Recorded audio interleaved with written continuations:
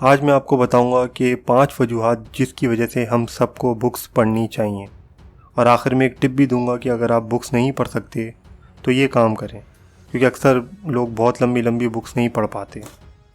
تو سب سے پہلا پوائنٹ ہے اسٹرانگ انالیٹیکل تھنکنگ۔ اس کا مطلب ہے کہ آپ کی جو ذہن ہے وہ تیر کی طرح تیز ہو جائے گا۔ آپ ذہن کی تیزی کہہ سکتے ہیں اس کو۔ کتنوں نے، مجھے نہیں پتہ کتنے لوگوں نے شرلاک ہومز سیزن دیکھا ہے یا اس کی مووی دیکھی ہے۔ جس طرح وہ سوچتا ہے نا، اس طرح کی آپ کی آہستہ آہستہ سوچ ڈیولپ ہونے لگ جائے گی۔ آپ نے دیکھا ہوگا بڑے بڑے جینیسز کو، ان میں سے بھی نہ جانے کتنے لوگ بکس پڑھتے ہیں۔ فار ایگزامپل آج بھی اگر آپ دیکھیں بل گیٹس کہتے ہیں میں تقریباً 200-300 پیجز پڑھتا ہوں۔ وارن بفے تو میں نے پڑھا تھا ایک جگہ 1000 پیجز پڑھتا ہے دن کے۔ تو ہو سکتا ہے ایگزیجریٹ کیا ہو، لیکن کہیں نہ کہیں یہ سب بکس پڑھتے ہیں۔ تو آپ کی جو تھنکنگ ہے وہ بہت اچھی ڈیولپ ہو جائے گی، آپ کی انالیسس بہت اچھی ہو جائیں گی بکس پڑھنے سے۔ دوسری چیز ہے جو آپ کی جو فوکس اور کنسنٹریشن ہے وہ بہت بڑھ جائے گا۔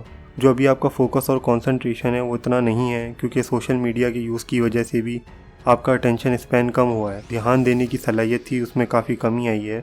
اور یہ جو چیز ہے یہ آپ کو عام زندگی میں بھی بہت کام آئے گی، کیونکہ جب آپ آفس میں ہوں گے یا اپنا بزنس بھی کر رہے ہوں گے تو وہاں پہ آپ کو فوکس اور کنسنٹریشن کی بڑی ضرورت ہوتی ہے کہ یار میں کسی طرح ایک جگہ پہ دھیان کو ٹکا پاؤں۔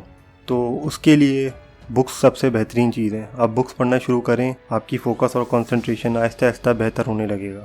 تیسرا پوائنٹ یہ ہے کہ جو بکس ہیں وہ آپ کی نیند میں بڑی مدد کریں گی، یعنی آپ کی نیند بہتر ہو جائے گی۔ آپ نے دیکھا بھی ہوگا سونے سے پہلے جو لوگ بکس پڑھتے ہیں وہ کافی اچھا سوتے ہیں، وہ اکثر اپنی نیند پوری لیتے ہیں۔ نیند پوری کا مطلب یہ نہیں کہ آپ 9-10 گھنٹے سو رہے ہو، 6 گھنٹے کی نیند بھی اگر آپ لے رہے ہو لیکن وہ اچھی کوالٹی نیند ہے، آپ بیچ میں اٹھ نہیں رہے، کوئی ایشو نہیں ہو رہے، طبیعت آپ کی عجیب نہیں ہو رہی، تو آپ بکس پڑھیں گے تو آپ دیکھیں گے آپ کی نیند بھی آہستہ آہستہ بہتر ہونے لگے گی۔ چوتھا پوائنٹ ہے وہ ہے ریڈیوس اسٹریس، یعنی اسٹریس کا کم ہو جانا۔ یہ ایک ایسا پوائنٹ ہے جس میں آپ کہہ سکتے ہیں کہ آپ کی فیلنگ زیادہ امپورٹنٹ ہے، کیونکہ دیکھیں اسٹریس جو ہے وہ فیلنگ سے ریلیٹڈ ہے۔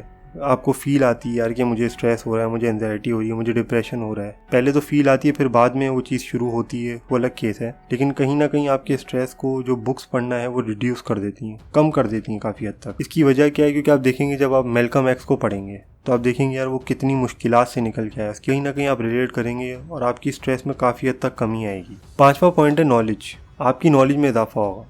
فار ایگزامپل سلطنت عثمانیہ کب بنی، کب اس کا ڈاؤن فال ہوا، کیوں ٹوٹی وہ، اس کی وجوہات کیا تھیں، آپ کو پتہ چلے گا کہ پاکستان کیسے بنا، قائد اعظم کس طرح سوچا کرتے تھے۔ علامہ اقبال کی اگر شاعری پڑھیں گے وہ بھی ایک طریقے کی بکس ہی ہیں، تو آپ کی نالج میں بے پناہ اضافہ ہوگا۔ یہ آپ آہستہ آہستہ ڈیولپڈ ہوگا، یہ ایک دن میں نہیں ہوگا۔ پتہ چلا آپ نے ایک دن میں ہزاروں پیجز پڑھ دیے، ایسا نہیں ہوگا۔ یہ آہستہ آہستہ ڈیولپ ہوتی ہیں چیزیں، آہستہ آہستہ آپ کی نالج بڑھے گی، آہستہ آہستہ آپ کی فوکس اور کنسنٹریشن امپروو ہوگی۔ چھٹا پوائنٹ بتا رہا ہوں جو بونس پوائنٹ کہہ لیں، وہ یہ ہے ووکیبلری کافی اچھی ہو جائے گی۔ فار ایگزامپل جیسے میں ابھی تھوڑی دیر پہلے کا عنوان، اس سے پہلے میں نے کہا کہ تجزیہ یا شعر و شاعری، کچھ بھی کہہ لیں آپ، اردو کے الفاظ اٹھا لیں، انگلش کے الفاظ اٹھا لیں، تو آپ کی ووکیبلری آہستہ آہستہ انکریز ہونے لگے گی۔ تو جب آپ کسی سے بات کر رہے ہوں گے نا تو آپ کو جو الفاظ ہے وہ اٹک اٹک کے نہیں آئیں گے، کیونکہ آپ کے پاس ووکیبلری بہت ہے، آپ کے الفاظ روانی میں نکلیں گے۔ جیسے اکثر آپ نے دیکھا ہوگا کچھ لوگ بہت تسلسل سے بولتے ہیں، تسلسل یہ بھی ایک ووکیبلری کا الفاظ ہے، اردو ووکیبلری کا۔ اور بھی ایسے بہت سے الفاظ ہیں۔ بکس پڑھنا شروع کریں گے تو آپ کی ووکیبلری انکریز ہوگی، آہستہ آہستہ کنورزیشن بھی بہتر ہونا شروع ہو جائے گی، یہ آپ خود دیکھیں گے۔ اب پوائنٹ یہ ہے کہ اگر کوئی بکس نہیں پڑھ پاتا تو وہ کیا کرے۔ اب جیسے 7 habits of highly effective people who گئی، یا امیر ابو غریب ابو یعنی رچ ڈیڈ اور پور ڈیڈ، اور بھی ایسی کتابیں جو آپ نہیں پڑھ سکے یا آپ نہیں پڑھ پا رہے، بہت لمبی آپ بول رہے ہو یار میرے پاس اتنا ٹائم نہیں ہوگا، سستی ہو رہی ہے، تو آپ شروعات اس طرح کر لیں کہ آپ ان کی سمریز پڑھنا شروع کریں۔ کافی بکس ہیں جو میں نے نہیں پڑھی، بہت سی ایسی بکس ہیں جو میں نے نہیں پڑھی، لیکن میں نے ان کی سمری پڑھی ہے۔